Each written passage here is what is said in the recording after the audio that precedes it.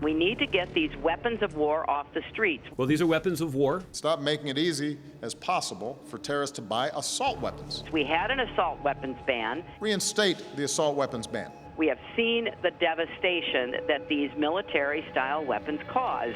Let me say something to every political hack pretending you know an AR-15 from a double-barreled shotgun in the wake of the Orlando terror attack. Stop talking. Every word not only exposes your ignorance, but your utter contempt for ordinary Americans trying to survive in an age of terror you still won't fully recognize. Hillary Clinton says weapons of war have no place on our streets, and that we need to ban AR-15s immediately. Unlike Hillary, I've actually used an AR-15, but fully automatic. I was a SEAL for 12 years. Now I train average everyday Americans to protect themselves and their families. And for the vast majority of people I work with, there is no better firearm to defend their homes against realistic threats than an AR-15 semi-automatic. It's easy to learn and easy to use. It's accurate, it's reliable. And I guarantee if the founding fathers had known this gun would have been invented, they wouldn't have rewritten the Second Amendment. They would have fortified it in stone. Because they knew the only way for us to stay free was by having whatever guns the bad guys have.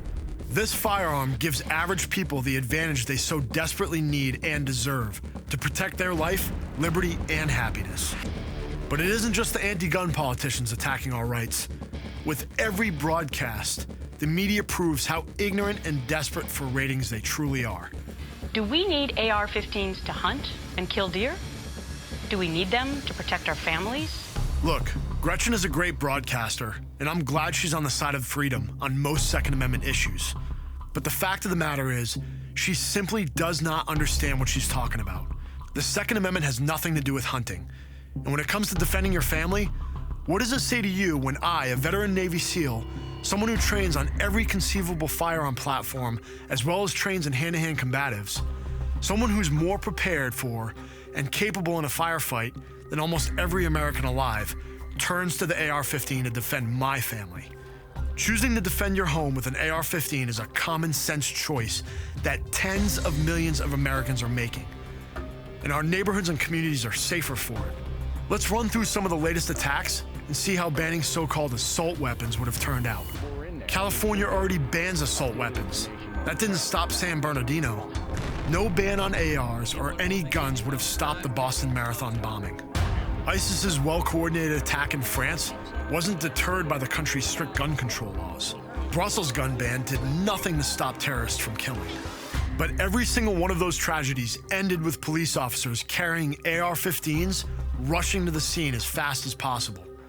Hillary's solution to stopping terror attacks is to ban the very gun that stops terror attacks, and she calls that common sense.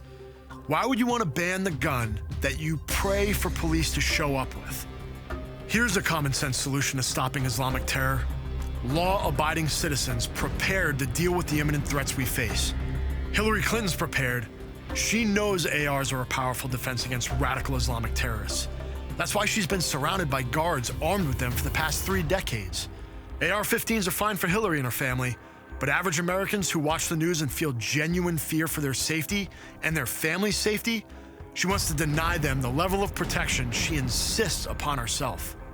I've fought this enemy face to face for 12 years. I know how they think, and I know the hatred that burns inside them. I urge every law-abiding American to take measures to defend yourself.